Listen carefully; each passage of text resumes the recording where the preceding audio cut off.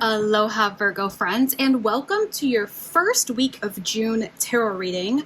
I'm so glad that you're here, but before we dive in, let's go ahead and just go over a few quick things. Use the promo code SUMMER15 at themagicsiren.com to get 15% off all personal readings this month of June, both emailed readings and live sessions. Over on Patreon, we have some magical things coming your way for this first week of June. We have some guided rituals, bonus readings, and so much more. If you want some of that extra content or exclusive forecast, you can find all the details down below. The decks that I'm using today are also linked below, just in case you are curious or want to check them out for yourself. And of course, if this reading resonates, don't forget to like, subscribe, and turn on your notifications so you never miss a message or a reading. Okay, let's go ahead and dive right in. We are going to ask Universe, Spirit, and Tarot for any messages, insight, or guidance that you need to know for this first week of June.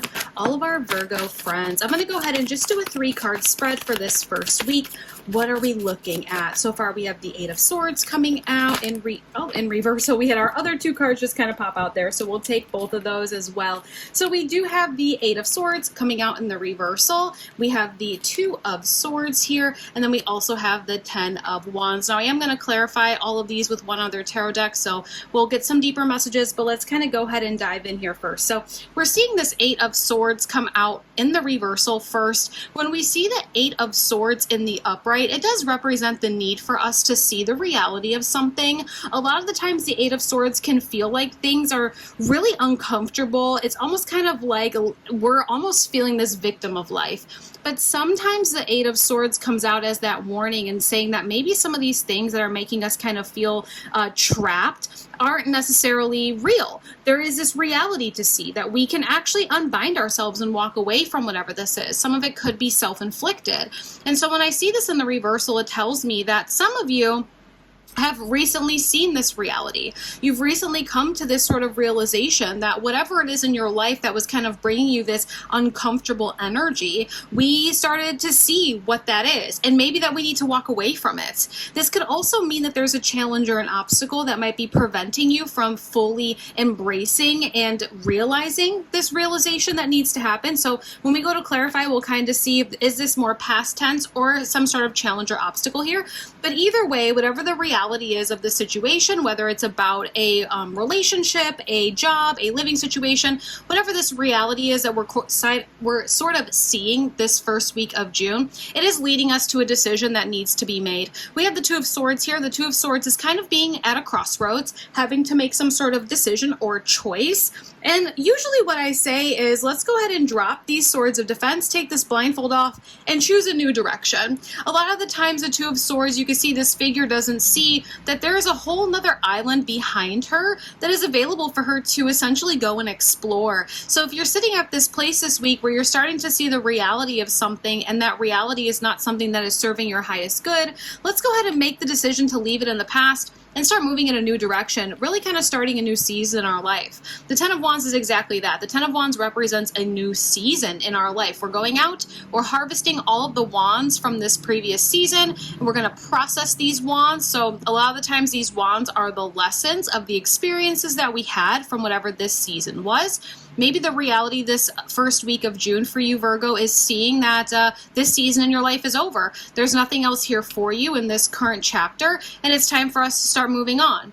Once we process those wands, we can go ahead and get ready to plant some new seeds in a new area, or just in a new sort of adventure or chapter as a whole. I'm going to go ahead and clarify with another deck here, just for some extra messages for the week, kind of seeing maybe what that reality is that we're kind of coming to terms with, or what that sort of decision is going to look like. So I'm asking Universe and Spirit to bring forth some extra messages, clarity, insight, anything else that Virgo needs to know for the first week of June. What else is going on here? Okay, so we did have all 3 cards flip out. So we have the Queen of Pentacles, we had the Ace of Cups in reversal, and then the Empress in reversal as well. Now this Ace of Pentacles, not Ace of Pentacles, excuse me, the Queen of Pentacles. The Queen of Pentacles is your elemental queen, right? You are Virgo energy. Virgo is earth energy, and earth energy is the Pentacles suit. Now here's the thing. The Queen of Pentacles is the most nurturing queen within the deck. So you're being called into this nurturing energy this first week of June, specifically for yourself and the seeds that you wish to plant moving forward. More than likely, the reality that we've recently seen or the reality that you will be seeing or coming to this first week of June is going to show you that the environment that you're in, the relationships that you're in, whatever the situation is that we're coming to the reality of, is not necessarily nurturing or a good environment for your seeds of intention or manifestation to grow. The Queen of Pentacles is the mother of the deck. So she plants these seeds and then she'll nurture them. She waters them, she fertilizes them, makes sure that they get sun, so that they grow into something that's stable, successful, and long-term. The seeds that you're planting in your life, they're going to need to be in some sort of environment that is just not in the current environment that you are in or the one that you're moving yourself out of. When you make the decision and the choice to go in a new direction, you will be given new opportunities for emotional fulfillment. We have the Ace of Cups in reversal. Right now, it's showing out in the reversal because whatever this sort of crossroads is that we're standing at, we're at the end of the line. We're at the end of the pier. In order for us to find new and more emotional fulfillment, we are going to have to kind of cross this sort of waterway or whatever it is that you want to call it at low tide. Go and find some sort of new environment. In that new environment, you will gain new opportunities for emotional fulfillment. Now remember, we get emotional fulfillment from many different things in our life, not just romantic relationships. We get them from projects, from friendships, from different experiences and adventures that we get to go and explore. So just keep an open mind going into this new season. Now there is this sort of interesting energy that comes out with this Empress in reversal because it is on top of that Ten of Wands. This Ten of Wands is happening for the best right now. You going into this new season and kind of ending this old chapter and coming to this reality this first week of June, Virgo,